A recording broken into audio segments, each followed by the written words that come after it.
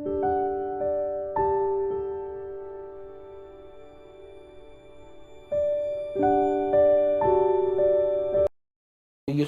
ኦሮሞ እኮ ነው አይደል? አቤት ኢየሱስ ኦሮሞ ነው። ገብቷል? ኢየሱስ ኦሮሞ ነው? አዎ። እንዴ አንድ አማርኛ የማይችል ኦሮሞ ሰው በኦሮምኛ ከጸለየ ኢየሱስ በምን ይመልስለታል? በኦሮምኛ። ኢየሱስ እኮ ትግሬ ነው አይደል እንዴ? ትግሬ እኮ ነው ኢየሱስ። አማርኛ የማይችል ትግሬ ሰው ከጸለየ በምን ያዋራዋል? በትግሬኛ ነው። ገባ? አንድ አማርኛ የማይችል ጉራጌ ሰው ከጸለየ በጉራጌኛ በምን ይመልሳል? በጉራጌኛ። ስለዚህ ኢየሱስ የሁላችንም ነው። እሱ ጉራጌኛም ጉራጌውን በጉራጌኛ ኮሙኒኬት ያደርጋል፣ አማራውን በአማርኛ ኮሙኒኬት ያደርጋል፣ ትግሬውን በትግሬኛ። ኢየሱስ እንደዚህ ከሆነ እኛ ኦሮምኛ ለሚችለው ኦሮምኛ የተከበረ መሆን አለበት እኛ ጋር፣ አማርኛ ለሚችለው አማርኛ የተከበረ፣ ትግሬ ለሚችለው ትግሬ የተከበረ ማለት ቋንቋ ነው። ይሄ መግባቢያ ነው። በሰማይ ምንድነው የምናወራው? ትግሬኛ ነው እንዴ? በሰማይ አማርኛ ነው እንዴ? የለም። አማርኛ ነው ምናምን የሚባል የለም። እግዚአብሔር በሚሰጠን ሰማያዊ መንፈስ ኦሮሞ ይለተለ ቻይናዊ ሁሉ አለ እኮ በሰማይ ኢየሱስን ስናከብር። ቡርኪና ፋሶ ያለ፣ ኢንዶኔሺያ፣ ማዳጋስካር አለ። እነዚህ ሁሉ አንድ ላይ እናመልካለን። ምን በቃ ተግባብተን ዋናው ሴንተሩ ኢየሱስ ስለሚሆን ማለት ነው። ስለዚህ ነው ኦሮሞ ታዲያ አማራ የትግሬ ምን አደሬ በርበሬ ከመነል ወደ ዩኒቲ በቃ አማራ ከሆነ የተበደለው ሶሪ ማለት አለብን። ትግሬ ከሆነ ሶሪ አይዟችሁ ምን እየተባባልን ወደ ፍቅር መምጣት አለብን ማለት። I don't think hell exists. I happen to believe in life after death, but I don't think it's got a thing to do with reward and punishment. Religion is always in the control business, and that's something people don't really understand. It's in the guilt-producing control business. And if you have heaven as a place where you're rewarded for your goodness and hell as a place where you're punished for your evil, then you sort of have control of the population. And so they create this fiery place, which has quite literally scared the hell out of a lot of people throughout Christian history. Mm-hmm. And it's part of a control tactic. But wait a minute, you're saying that hell, the idea of a place under the earth or somewhere where you're tormented for an eternity, is actually an invention of the church? I think the church fired its furnaces hotter than anybody else. But I think there's a sense in most religious life of reward and punishment in some form. The church doesn't like for people to grow up, because you can't control grown-ups. That's why we talk about being born again. When you're born again, you're still a child. The people don't need to be born again. They need to grow up. They need to accept their responsibility for themselves and the world. What do you make of the theology, which is quite prominent these days in America, which is that there is one guaranteed way not to go to hell, and that is to accept Jesus as your personal Savior? Yeah, I grew up in that tradition. Every church I know claims that we are the true church, and they have some ultimate authority. We have the infallible Pope, we have the inerrant Bible. The idea that the truth of God can be bound in any human system, by any human creed, by any human book, is almost beyond imagination for me. I mean, God is not a Christian. God is not a Jew or a Muslim or a Hindu or a Buddhist. All of those are human systems which human beings have created to try to help us walk into the mystery of God. I honor my tradition. I walk through my tradition. But I don't believe my tradition defines God. I think it only points me to God. You and I are emerging people, not fallen people. Our problem is not that we are born in sin. Our problem is we do not yet know how to achieve being fully human. The function of the Christ is not to rescue the sinners, but to empower you and to call you to be more deeply and fully human than you've ever realized there was the potential within you to be. Maybe salvation needs to be conveyed in terms of enhancing your humanity rather than rescuing you from it. Life is a startling and wondrous experience. And eventually, I think we're going to discover that God is unfolding through the life of our consciousness and our self-consciousness and is not a parent figure up in the sky. But I believe because I'm related to something that is not bound by time and space, that I will share in whatever God's eternity is. Which part of your brain is associated with religion? Well, a new study shows that if you shock one particular part of your brain, you're less likely to believe in religion. This is according to one study that was recently published in the journal Social Cognitive and Affective Neuroscience. Researchers at the University of York did this study, and according to it, they used something known as a transcranial magnetic stimulation to disrupt the posterior medial frontal cortex, the part of the brain that deals with problem solving. In the study, half of the participants received low-level stimulation that had no effect on the brain, and the other half were zapped with enough energy to decrease the brain activity of that part of the brain.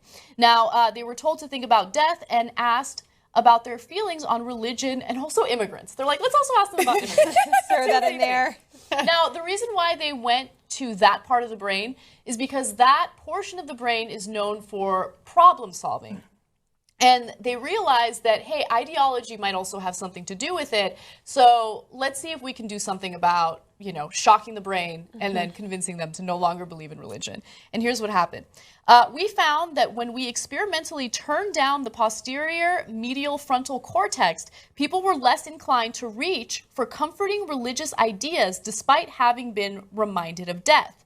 Specifically, participants whose brain activity had decreased to 32.8% less believed in God, angels, or heaven, and in the devil, demons, and hell than those who received the sham treatment. It's kind of incredible. Mm-hmm. So I don't really know what to make of this. Now, conservatives are kind of taking this and they're like, you see that? That means that those who don't believe in religion have brain damage. But since that part of the brain is associated with problem solving, you immediately want to go to something that solves a problem, right? So you're confronted with death. You're afraid of death. You want to solve that fear. And the way people solve that is through belief in religion. Right? So I think that's the thing that happens. But for people like me who are atheists, I mean, yes, it's very tempting to believe in a higher being when you're going through like a health crisis or something like that. But that's not necessarily my way of solving my problem or solving my issue of fear. I don't know. It's interesting. Right. That's the same issue that I had. I was like, what's the key takeaway from this? Yeah. And I have a bachelor's in psychology, actually. So I was like, let me put on my psych hat and see. But I couldn't really get anything from it. It was like my psych hat revealed nothing. Yeah. What I did come up with, though, was that the frontal cortex is responsible for problem solving and logic. So it's a more sophisticated way of thinking of things. Yeah. So without that, once you decrease activity, you're not going to have a sophisticated answer to a problem, like, i.e. religion. Mm-hmm. So I think that's what it is, that, religion is something that I'm not religious, so I had the same thing too. I'm like, whoa, the more logically you think about things, doesn't it mean that you wouldn't think religion makes sense? Yeah. But I can't have my own biases sort of inform that. So what I thought was just that you're just not... You use a different part of your mind to think about sophisticated things like that. So that's what it is, I think. It has nothing to do with, if you're smart, you believe in God. I think it's just, if you're not thinking about things, you don't have that as a device to sort of help you figure it out. Yeah, that's true. interesting. That's true. Yeah. My question, so if you wanted to pay to no longer be a Catholic per se, could you just go get a shock treatment are they selling this service, or is it just in its research stage right now? What's the deal with this? I mean, you could market this. I mean, this could have a mass appeal to anybody who's been raised in a former belief system that they don't want anymore. That seems like a really quick fix. Yeah, well, I don't highly doubt that that's what they're trying to sell, but if that is a fascinating suggestion. Buy a shock treatment, I'm just wondering. Yeah, I mean, believe me, we have a really dark history with shock treatment. Okay, never. So I wouldn't advocate for that. But let's go to the whole immigration thing, because not only did they ask about religion, they also asked the respondents to share their thoughts about immigration. And here's what they found. People who received magnetic stimulation were 28.5% more positive in their feelings toward immigrants, with sentiments against their country than those who didn't. Okay, so if you were shocked in that part of the brain, you're more kind toward immigrants, which was another, I think, shocking part of that study. Mm-hmm. I don't know what to make of that. Isn't it so random? Like, also, how do you feel about immigration? What are your immigration beliefs? It's just so random. Yeah. So they were more sympathetic to people They're that more were sympathetic to immigrants if were that part of that brain was shocked. So okay.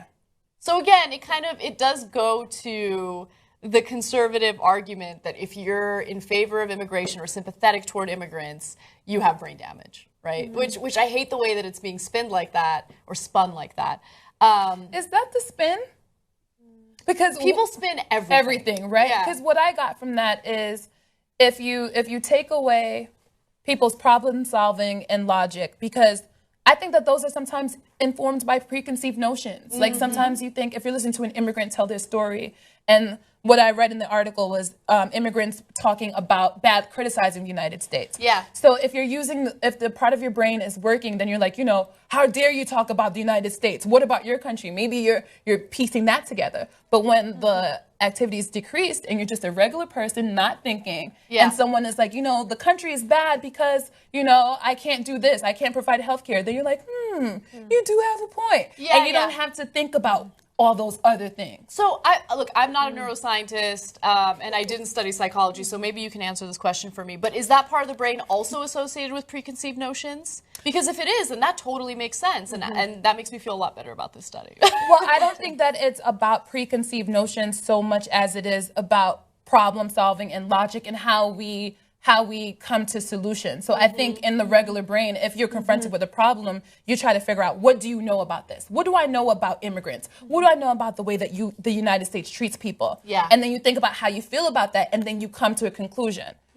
So I think you call on that type of stuff, like what information did you previously know about it to inform how you feel about it now. Yeah. So that's what I got from it. I didn't get the conservative spin. I got that, when people are left to their own devices, as we are, like if you took a child, then they would be sympathetic and they would not need religion because they don't feel the need to have to answer all these questions.